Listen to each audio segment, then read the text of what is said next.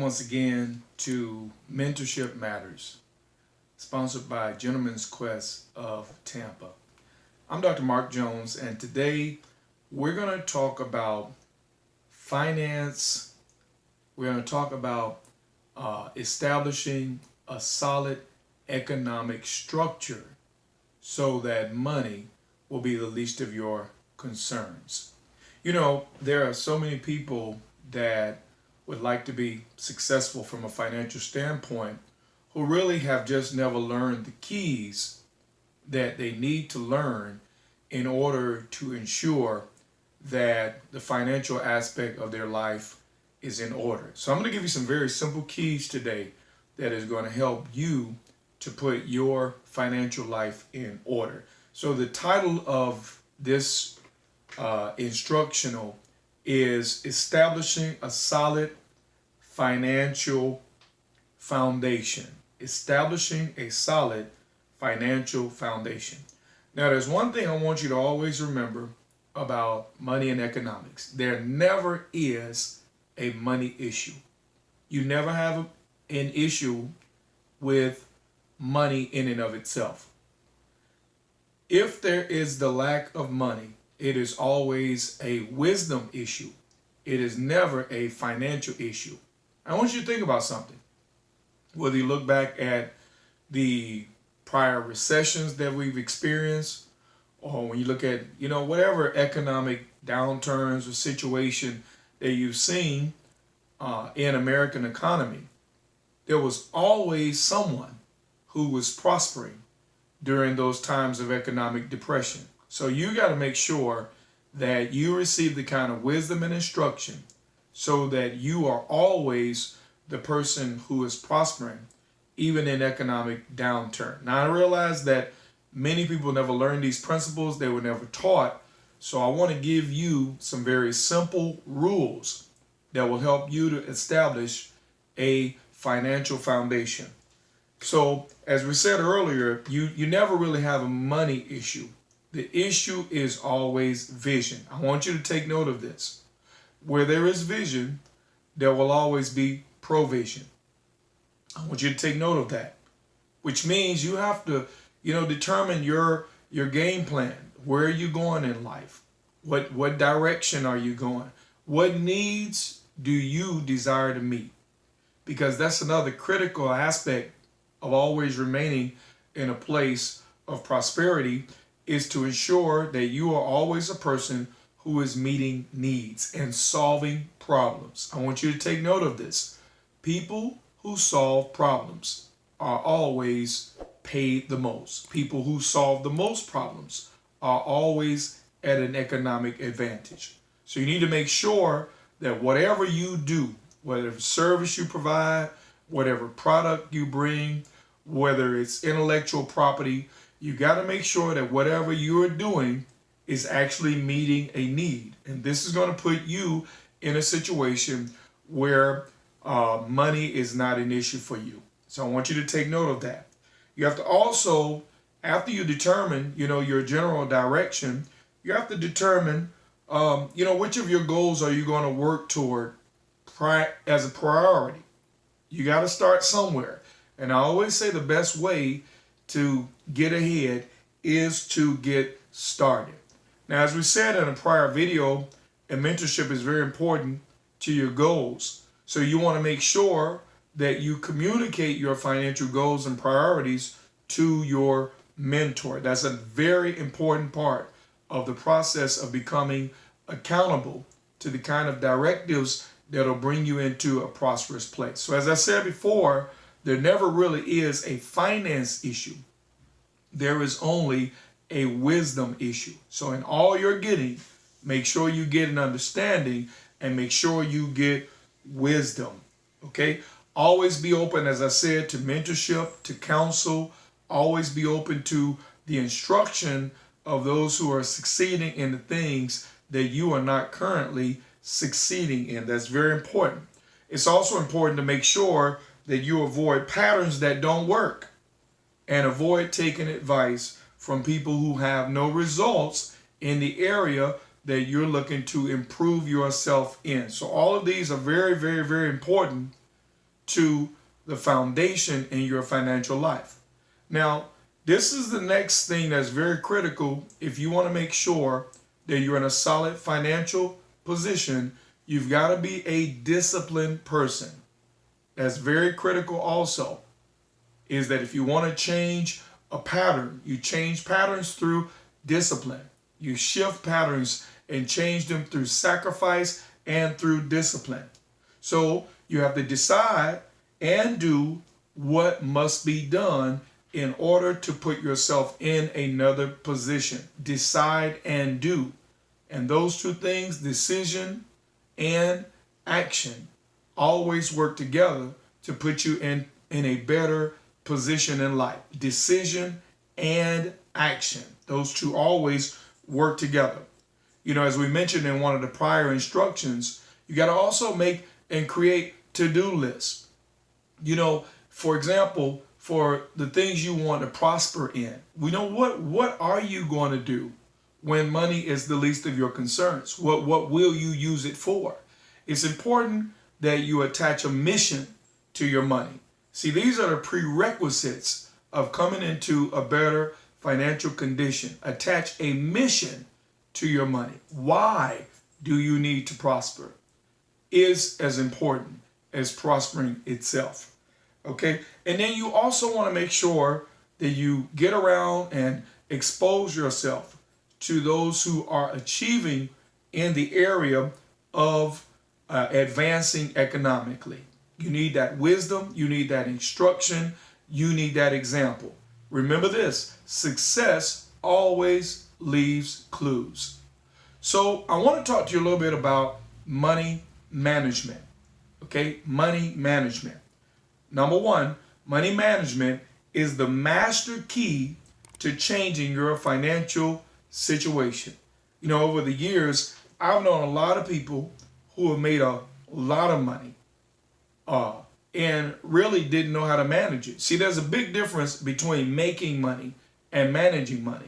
I've known people that have made $10,000, $20,000, $30,000 a month who had no savings.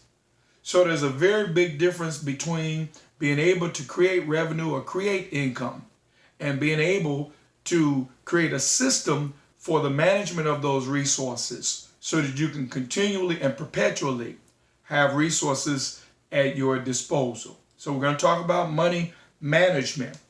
And the second thing that I want you to take note of is that if you're going to be solid financially, you have to take on a mindset of being a steward. You've got to be responsible for your resources as if you were managing the resources of another person. So we need to take on a stewardship mindset about the management of your resources. Now, management of your money is also an indicator that you are ready for the kind of increase that you desire to have as well. So now here's the first key in the area of money management that I want you to take note of. This is absolutely the foundation of improving your financial situation. You've got to learn the discipline of budgeting. Very important. You have to have a system whereby you are able to measure your income versus your expenses. Line by line, item by item, understanding the connection between the two. You know, I've said it this way. If your outgo exceeds your income, that will be your undoing. So I want you to learn very early how to manage a budget. How to manage a budget. That's very, very, very important.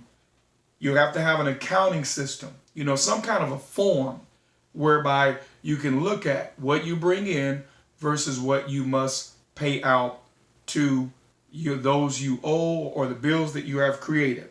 You have to have the discipline of balancing your budget on a regular basis. You know, for example, if you got a job and you paid bi-weekly, well, then you want to manage your budget bi-weekly to make sure that everything remains in order.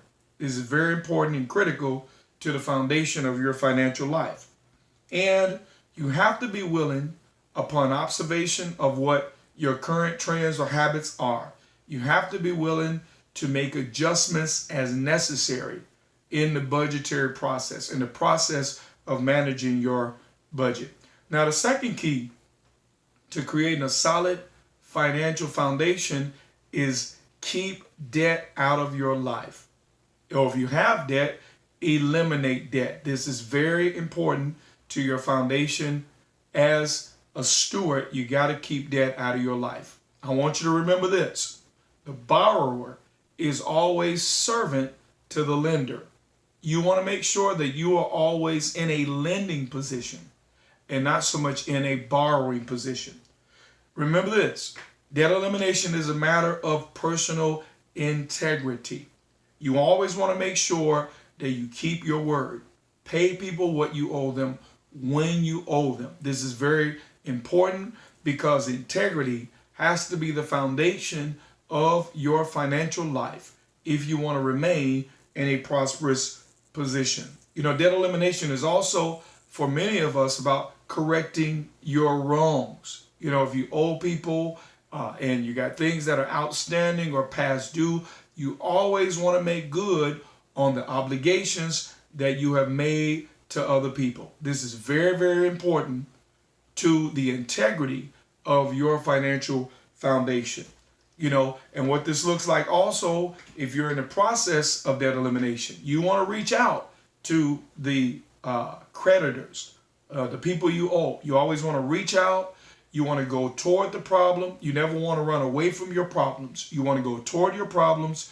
You want to make sure that you strike deals, you make agreements, you make commitments, because you want to be a person who operates in financial integrity. That financial integrity is part of your foundation as you begin working in this arena of finance. So you also want to make sure that you're disciplined in staying focused as you begin to get ahead financially. That's another part of establishing a solid financial foundation. Now, another key to establishing a solid financial foundation is charitable giving. You know, I don't know if you're aware of this or not, but even some of the most major corporations in America, Fortune 500 corporations, give 10% or more of their earnings to charitable organizations to do good. Now, the reason that's so very critical is because there's a blessing in helping other people. There's a blessing in doing for those things that they could never do for you in return. Doing for others things that they can never do for you in return. So remember that charitable giving is another critical part of our financial foundation. You reap what you sow. So you always want to be in a position where you are sowing seed, because this is going to also put you in a position where you are always reaping a harvest. Now, this is very, very, very important part of the entire gamut of creating a solid financial condition for yourself. Now, I know many of you are also interested in this next subject, and that is the subject of investments. It's very, very, very critical that you learn to become an investor at an early age. You don't want to only be a consumer. And so we're going to talk about investments, but one of the first investments that you want to make is the investment of paying yourself. Never spend all of your earnings. Never spend all of your earnings. You know, I say it like this: if your paycheck is this long, then your lifestyle should be this long, so that you're able to pay yourself. This is called savings. That's the first investment you want to make, is the investment of putting away at least 10% of your paycheck, of your extra money that comes in. Pay yourself. Put that away. 4 to 6 months worth of whatever your budget is, you want to put away into a savings account, untouched and unneeded. That's a very critical part of establishing a solid financial foundation. Now, after you have successfully put away about 6 months worth of your budget into your savings account, now you want to take that same 10% and you want to send your money to make money without you needing to spend any more time in doing so. You know, there's a scriptural parable that says, give portion to 7 and unto 8, for you do not know what shall befall you upon the earth. And that means that you should have 7 or 8 things that you are investing in so that you're able to earn interest, earn a return on your investment. See, investments is where you get to send your money to get a job so that you're earning money while you are sleeping. 7 or 8 ways. You know, my grandmother used to put it this way: you never put all your eggs in one basket. You want to make sure that you have multiple ways that you are receiving earnings and receiving income. So you want to set aside first the savings. That's the first investment, is to invest in yourself. And then you want to invest. Now remember this: only invest what you can afford to lose, because there is always a risk attached to investments at some level. So only invest what you can afford to not get back. Now, of course, if you become savvy as an investor and you learn how to invest, then you reduce your risk by your knowledge of investments. And so it's very important that you seek out brokerage or seek out individuals who understand the investment arena so that you can make wise investing choices. So always seek counsel before investing. Now, there are some types of investments that will require that you seek the services of professionals. For example, if you're interested in investing in stocks, bonds, mutual funds, real estate, there are many things you can invest in. For this generation, some of the greatest means of creating additional income is social media. You can work from your computer. You can create e-stores, e-commerce. You can create intellectual properties. For many of you, you may be able to create music. Music is now, you stream it online. You can create podcasts. There are so many investment ideas and ways to create passive streams of income. And you need to think outside of the box. Remember this: a job means that you are just over broke. That's what a job is, just over broke. The way the economic system is set up is to keep the rich rich and the poor poor. So if you're not going to operate in that system that keeps you just over broke, then this means you have to have multiple ways that you create wealth for yourself. But now remember, the reason we went through these principles is because you don't want to bring your resources and put them in pockets that have holes. And remember, if you don't understand the keys for establishing a solid financial foundation, then you earn money to only put it in pockets that have holes, because you don't actually know how to manage the resources that you're able to bring in. So always look around you for additional avenues to create income. Always look around you and pay attention, because there's always opportunities right near you in which you can invest. Keep learning, keep adapting, and keep expanding. This is another critical part of the investment process, is that you keep learning. Now let me mention this as I close this segment. Another critical part of the financial aspect of your life is that you learn how very important your credit and credit report is to the overall financial picture of your life. You should pull your credit. You should look at your credit score and realize your credit score is not something that someone did to you, but it is a reflection of your integrity in the marketplace. So you want to make sure that you learn how to use credit. Credit is not evil. You can't build credit without using credit. So you should have credit cards that you spend, you buy what you normally would buy, let the bill come, and you pay the bill off in full. You should have a mix of different cards, department store cards, and so on and so forth.